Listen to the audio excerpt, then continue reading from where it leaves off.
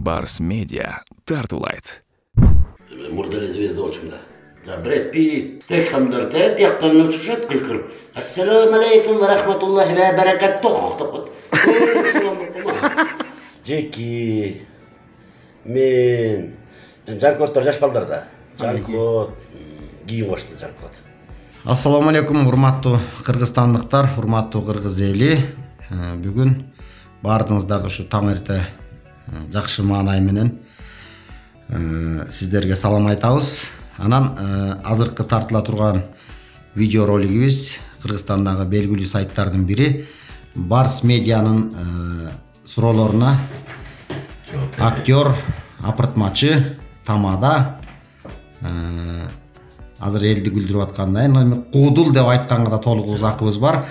Куудул Канат Шабдалиевден ушул Барс Медианын бирин экин ат жалындагы суроолоруна жооп берип коелу. Анда эмесе биринчи суроосу Канат байке. Ассаламу алейкум. Джеки Чан, Боло Янг сыяктуу шернелештериңиз жакшы жүрөбү дейт.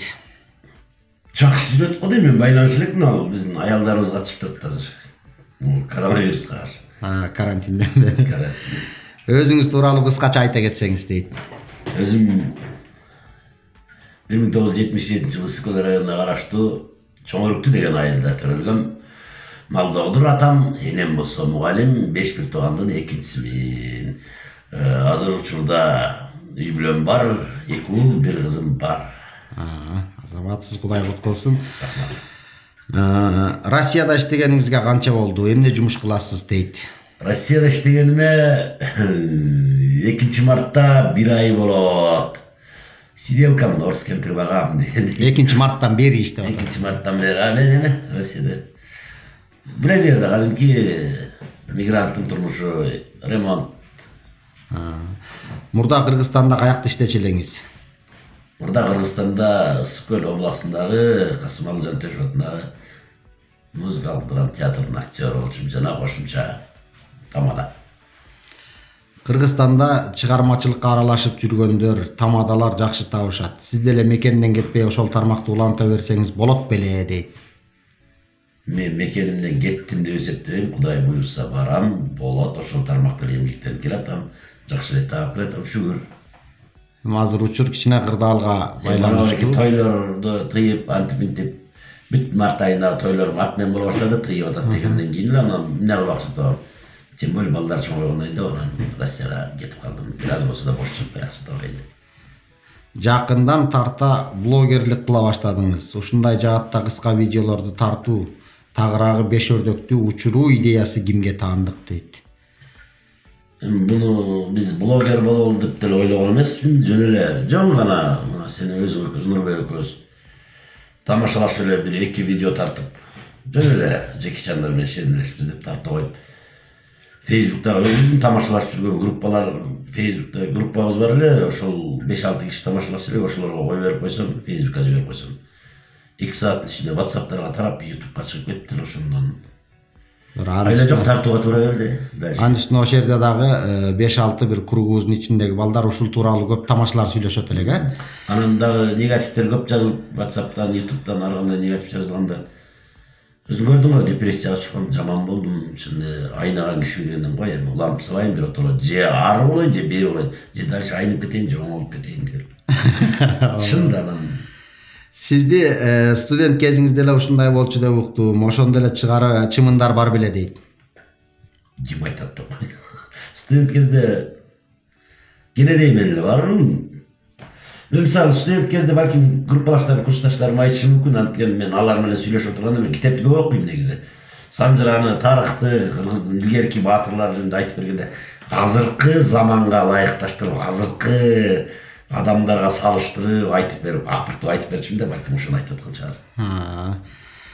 Аз күндүн жок, куйрушкан калыптар каяктан келет? Даярданасызбы же дароо айтып бересизби дейт. Даярданбайм, бирок акыркы учурларда калыптарда эмес, кичине лишний чыгып кеткен сөздөрдү контролдогонго ошого даярдык болуп калды да. Анткени баягы өзүбүздүн тамашалашкан 5-6 бала эмес, 5-6 дос эмес, кичинекей шерине отуруш эмес, эми бул жерде жалпы элге барып аткандан кийин тилди байкап, ичине элди сыйлап, жаттуураак болгонго аракет кылып даярданам. Аз күндүн ичинде элдер таанып, жакшы пикирлерин калтырууда. Сиз үчүн жагымдуу болуп жатабы дейт. Мен ошо жагымдуу, жакшы пикирлерин азыраак окуйм да, ошончонун ичинен негативдер көзүмө көрүнөт да. Бирок жаман болуп, ал эми жакшы пикирге, жана айттым го, мен чоң энем казак да. Кичине болсо да дерлеп, билгизбейм десем, билгизбейм, мындай салаваттуу болуп карайын десем да, жылмайып келип, бир кызык болуп калды. Мактоо жагат да, баардыгы албетте, кимге эле жакпасын. Киного, YouTube'га актер болуп бериңиз деген сунуштар түшүп жатабы дейт. Бир сериал тартабыз деп буюрса, качан келесиз деп сунуш түштү. Эми ал да чечиле элек.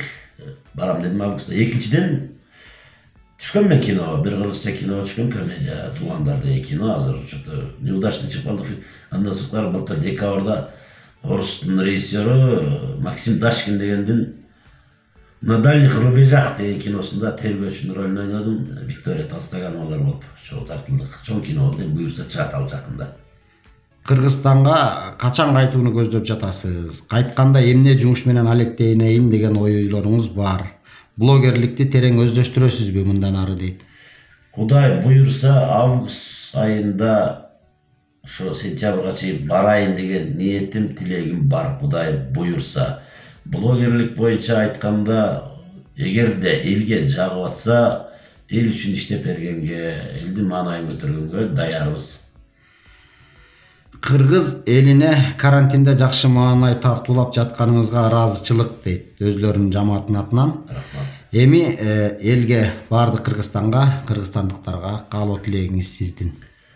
Кыргыз элиме мына эки дүйнө жүзүн каптап аткан коронавирустан аман эсен айыгып кетишин, аман эсен кутулуп кетишин каалайм. Ушул үй түрмө батыраак бүтүп, кыргыз элим баягыда кандай жашаса, эркин ошондой жашап калышын каалайм. Баардык кыргызга аманчылык, ден соолук, жакшылыктарды гана каалайм.